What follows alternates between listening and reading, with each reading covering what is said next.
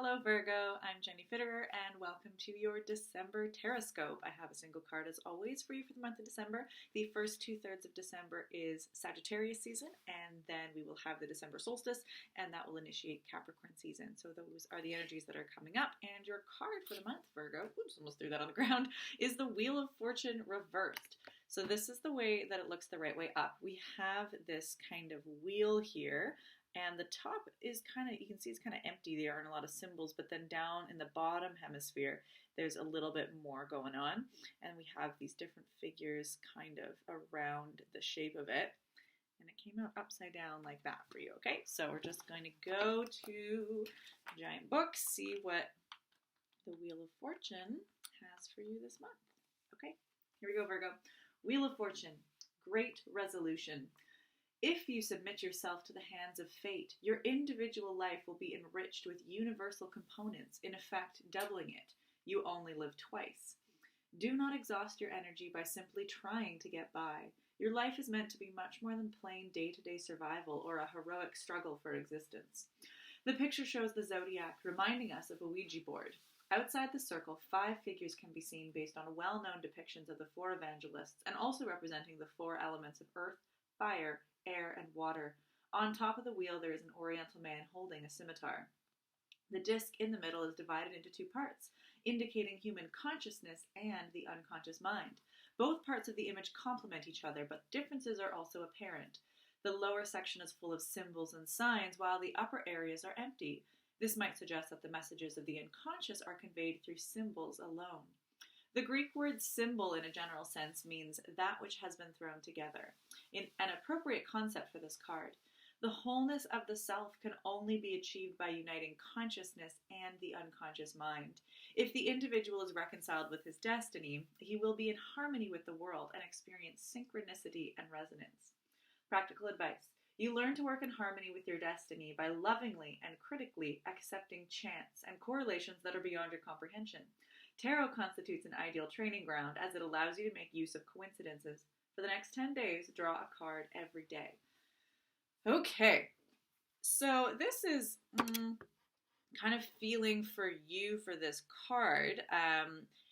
So I'm gonna back up for a second. So Virgo is an archetype. A lot of the time is the helper, is somebody who really gets a lot out of being in service to others. Not necessarily wanting to take the forefront all the time or the spotlight, but really getting a lot out of being in service to others and putting others' needs kind of forefront first, and that's how you do service. But and in this particular culture, there's a lot of ways that can be really encouraged, but sometimes overexploited. So, either kind of in a workaholic capitalist way, like, yeah, serve, keep working, keep doing for other people. Don't take care of your own needs, just keep giving to others.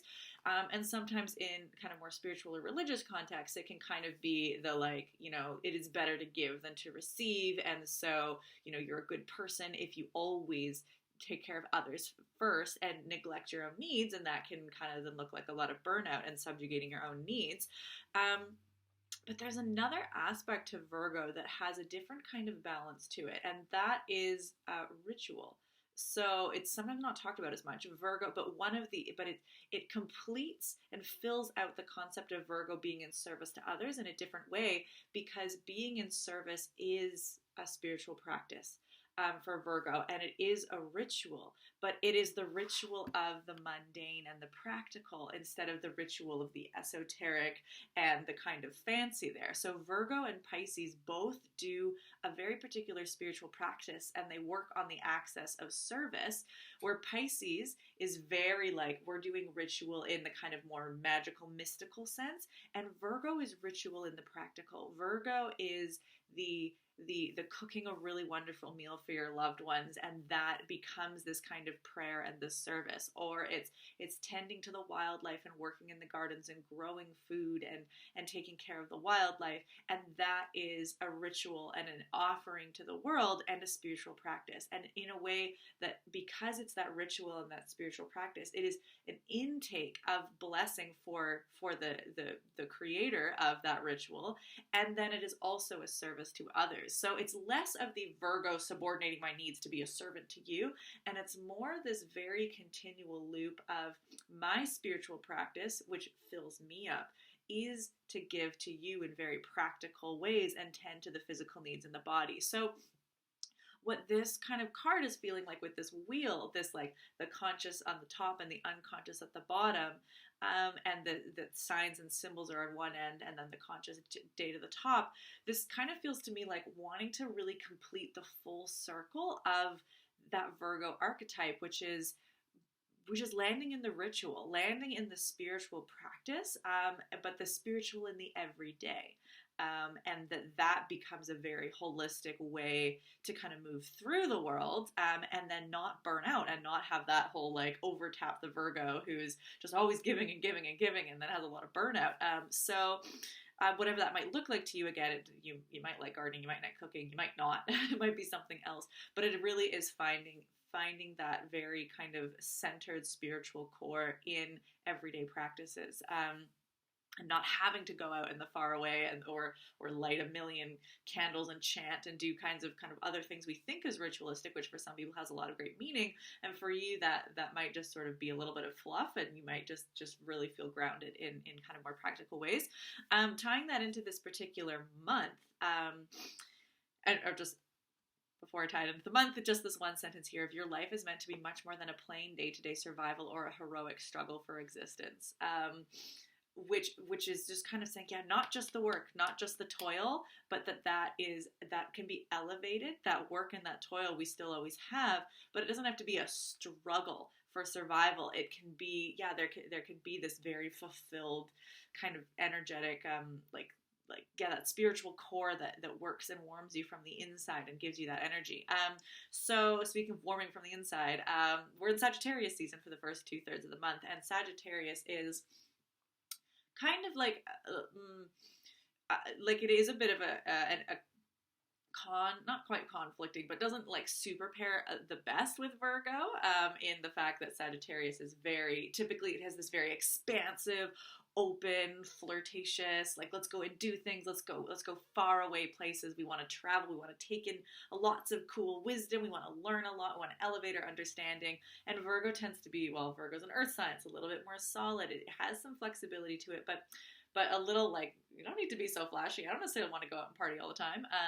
But what you can really take from this season with Sagittarius season is this feeling of a desire for truth. Sagittarius is very much questing for truth, and a lot of the big kind of flashy, like going out and having big experiences, traveling, partying, is really just Sagittarius's way of searching for new ground and new experiences to gather more information to build a greater sense of truth. So for you, Virgo, you can feel into this season's energy of new experience to gain truth, and you can take that in however feels juicy for you. So with that if that looks like more kind of calming practices, but trying something new, trying a new ritual, trying a new, a new kind of gift that you want to give somebody, or a new kind of rest practice for you, or maybe going out and having like, Sagittarius does really enjoy being out in nature and kind of like the great outdoors, and that may pair very nicely with that kind of earthy Virgo sort of feeling. So even just going out for a new walk, like a walk in a new kind of location or a different hike, can bring in that Sagittarius energy for new things in a way that is kind of fulfilling to you as you kind of sort out this loop of what's conscious and unconscious, what is the work in service, and what is the ritual that feeds you as well, and kind of playing with that. We then have the December solstice, which is, of course, this point of least balance of light and dark, where the wheel is actually turning again. So kind of actually that fits well with this wheel here. We can think about it as the seasonal wheel once we come into the solstice of greatest dark or light, depending on which hemisphere you're in, and then turning back around the other way. And once we've had solstice, we will be in Capricorn season. And Capricorn is another earth sign, and so Capricorn is very goal-oriented, and it's going to give another influx to the doing of the work, the doing of the task. And if you haven't kind of done that holistic work of feeling into the balance of the work and the ritual, the giving out and the taking in, then Capricorn season can often kind of tip you into the overwork stage of like, yeah, now we're goal oriented, now we're getting stuff done, we're really manifesting, really hustling, and that can be really exhausting if you haven't taken a bit of time to like fill yourself up again.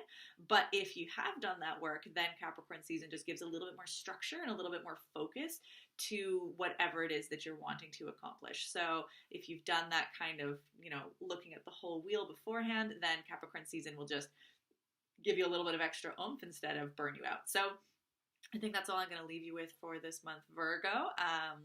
So far, you've kind of had a little bit of a different reading than a lot of other people for this month. So if you kind of feel like everybody's going in one way and you're kind of feeling like you're kind of in a different mood than other people, that's kind of fine. So far, this has been a little bit unique. So just do whatever was working for you, and you don't need to worry if it doesn't look like everybody else. If you're looking for any more assistance or wanting to know a bit more of the planetary transits that are happening this month, the Sagittarius season forecast is up on my YouTube channel. It is a pay what you can, and donations to me help me keep making this content, so I really appreciate it. And yeah, highly recommend that. Otherwise, I will see you next month, Virgo. Have a lovely December.